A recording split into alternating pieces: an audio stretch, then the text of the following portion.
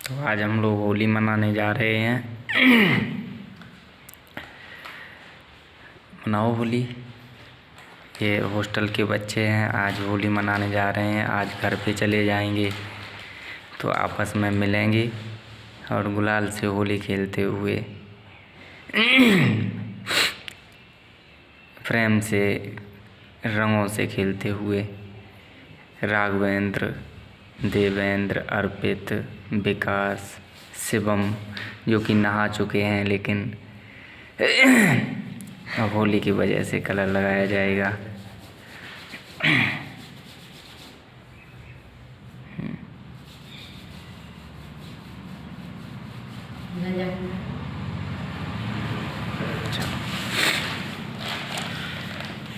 तो हम आज इनसे कुछ बच्चों से बात करते हैं होली के बारे में। आज होली बहुत महान त्यौहार, जिसको भारतीय परंपरा में बहुत विशिष्ट स्थान दिया जाता है।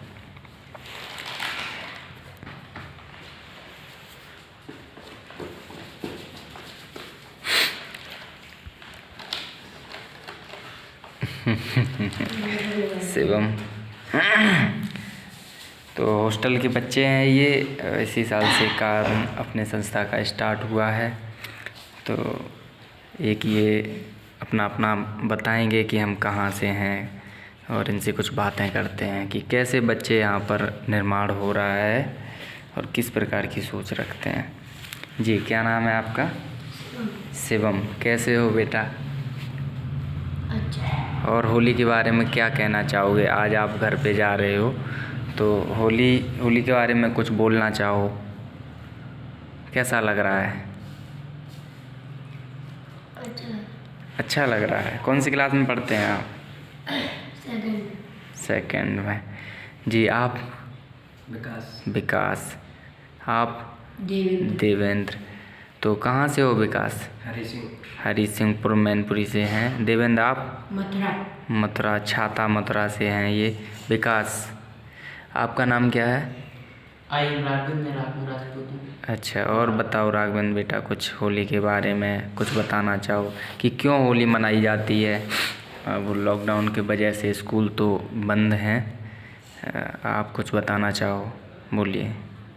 मैं हरीसिंहपुर का रहने वाला हूँ और मेरे जिले का नाम डिस्ट्रिक्ट है। जैसे होली का हर एक त्यौहार का एक अपना महत्व होता है।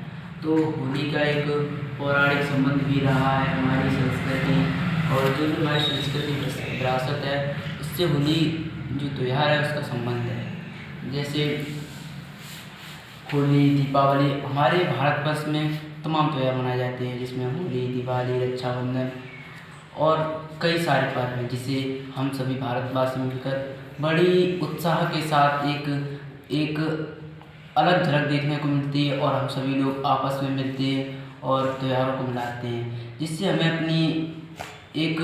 अपना जुड़ाव महसूस होता है कि हम वास्तविक में हम सब एक अलग तरीके से अनुभव होता है कि हम जब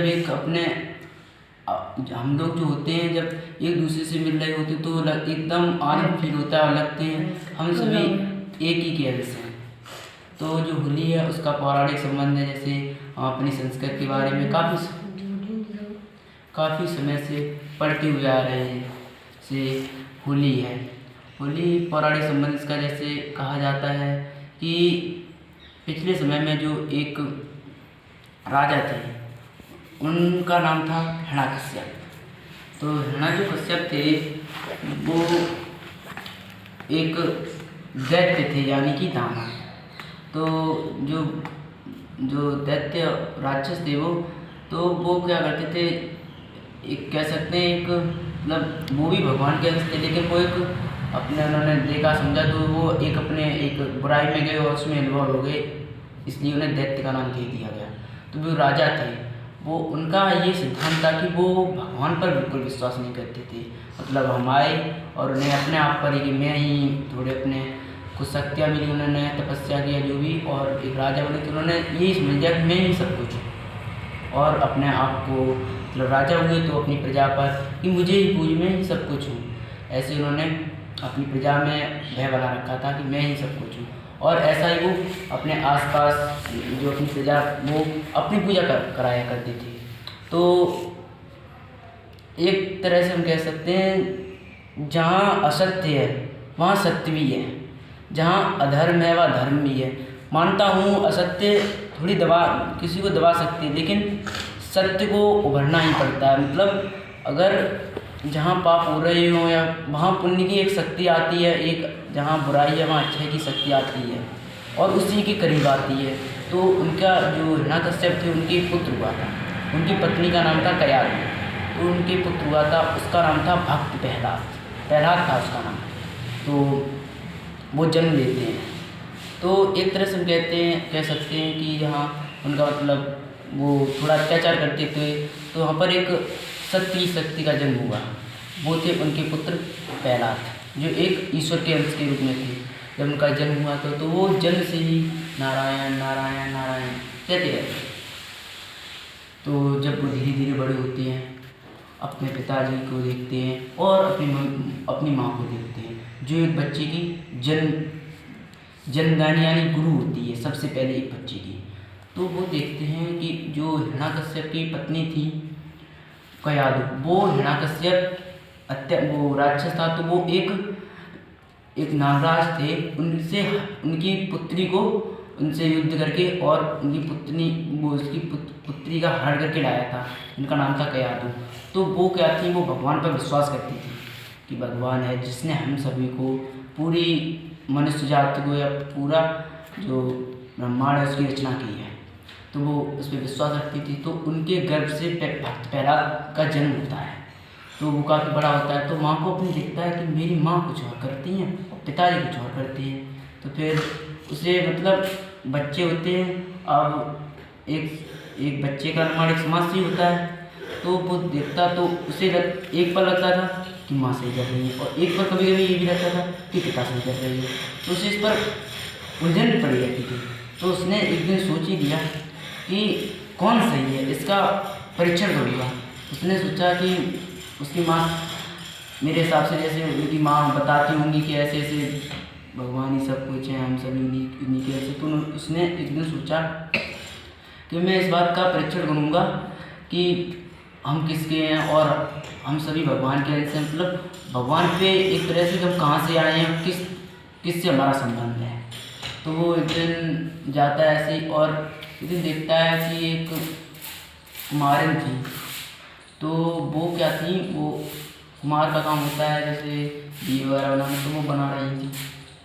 तो वो उनसे देखता है तो उसमें बिल्ली के बच्चे होते हैं, तो उससे वो बच्चे उसमें चले जाते हैं। लेकिन वो बच्चे जब चले जाते हैं वो पकता रहता है वो, और फिर बाद में देखते हैं वो बच्चे सही होकर निकलते हैं, जिससे उसे अनुभव होता है, लगता है कि वास्तव में सब भगवान के अंश हैं। और फिर वह इस बात से कंठस्थ हो जाता है और फिर वो अब भगवान की सेवा लगातार करता रहता है। और फिर उसके पिता को पता चलता है, तो उसके पिता उससे नाराज होते हैं कि जब मेरा पुत्री मेरी बात नहीं मानेगा तो मेरी प्रजा कैसे मानेगी। फिर उसे मारने के लिए काफ़ी तमाम प्रयास करते मारने के लिए, लेकिन नहीं मार सकते। इसलिए कहा गया जाकुर आके साइयाँ मार सके ना कोई। तो फिर वो भगवान की सेवा करते रहते हैं और उनके पिता काफ़ी तमाम प्रयास करते हैं, लेकिन उसे मार नहीं पाते हैं। और अंत में फिर जब वो काफ़ी प्रयास करते मारने में नहीं मार पाते हैं और अंत में फिर वो उभर कर आते हैं प्रहलाद, और फिर उनके पिता की जो अत्याचारी थे उनके पिता की मृत्यु हो जाती है। तो इससे हम यही सीख सकते हैं कि अधर्म पर धर्म की और असत्य पर सत्य की जीत होती है। और तभी से हमारा ये रंगों का त्यौहार होली, जो हमने अपनी अलग महत्वता दे दी होली को, कि रंगों द्वारा सभी उल्लास से दूसरे के घर जाते हैं और अच्छे से प्रेम का रंग लगा के होली खेलते हैं। और तभी से ये हमारा त्यौहार गत वर्ष निरंतर चलता हुआ आ रहा है। Thank you. और आप, क्या नाम है आपका? अर्पित। कैसे हो बेटा? अच्छा, अर्पित कौन सी क्लास में पढ़ते हैं आप? सेकंड क्लास में। कुछ बताना चाहो बेटा? आप घर पे जा रहे हो तो यहाँ कैसा लग रहा था आपको? यहाँ कैसा लग रहा था आपको? अब घर पे जाओगे तो क्या क्या करोगे जाके? जैसे जैसे बोलो बेटा, कलर से होली खेलोगे जाके हैं। चलो देवेंद्र, आप तो मथुरा से हैं जहाँ पर होली का विशेष महत्व है हमारे पूरे संसार में। तो आप बताओ कुछ मथुरा के बारे में, होली के बारे में कुछ बताइए। वहाँ पर होली बहुत अच्छी तरीक़ा से खेली जाती है। अच्छा, कहाँ कहाँ होली मनाई जाती है वहाँ पर, जहाँ पर हमारा संपूर्ण विश्व के लोग आते हैं वहाँ पर? तो बरसाना। अच्छा, और ज़्यादातर बरसाने में जाते हैं। बरसाने में आते हैं। चलो, और नंदगांव देखा है आपने? हाँ। कैसा है वहाँ का? वहाँ का माहौल कैसे क्या लोग रहते हैं वहाँ के? सब अच्छे रहते हैं। अच्छा, आप गए हैं? हाँ। अच्छा, कितनी दूर है आपके यहाँ से?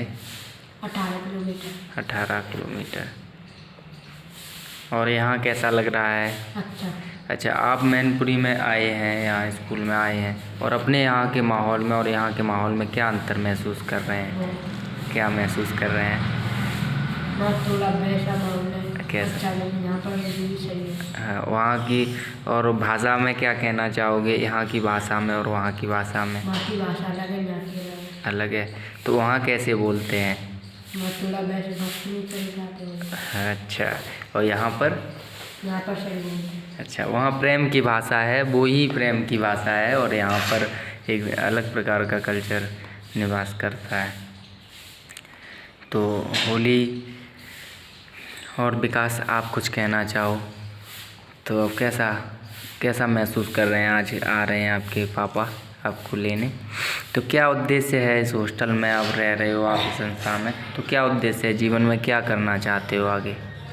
जैसे कि हम इस हॉस्टल में पढ़ते हैं, अभी तो हम 8th क्लास में यहाँ पर पढ़ रहे हैं, और इसके बाद हम कहीं अंत जाएंगे 9th में, तो वहाँ भी पढ़ेंगे और मेरा उद्देश्य अभी तो यही है कि हम हाई स्कूल में अच्छे नंबरों से पास हों, फिर आगे चल के और कुछ देखेंगे। अच्छा, चलिए, अभी फ़िलहाल उद्देश्य आपका है कि हाई स्कूल को अच्छे से अच्छे किया जाए।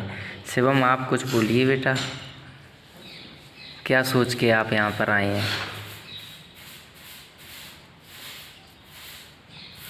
आपको यहाँ किसने भेजा है? हमारे माता पिता। जी, क्या सोच के भेजा है? आप किस लिए यहाँ पर भेजा गया है, क्या सोचा उन्होंने? ये मतलब हमारा लड़का यहाँ पर नहीं पढ़ता, तो उसके बाद यहाँ पर से पढ़ा तो उन्होंने, इसलिए उन्होंने हमें यहाँ पर भेजा। तो अब अच्छे से, ये शिवम है, सिकोहाबाद से आए हैं, बहुत अच्छा बच्चा है और अच्छे से पढ़ भी रहा है। चलो, तो हैप्पी होली आप सभी लोगों को। यही बच्चे हैं, शुरुआत है इस संस्था की इन बच्चों से, आगे चल के धीरे धीरे ये संस्था कार्य कर रही है। ये हॉस्टल की शुरुआत इन्हीं बच्चों से है, अर्पित, राघवेंद्र, देवेंद्र और विकास, शिवम। तो अच्छा लगा आपसे मिलकर, और भी हम बातें करेंगे थोड़ी देर में, कुछ और चर्चाएं करेंगे कुछ और अन्य विषयों पर। धन्यवाद।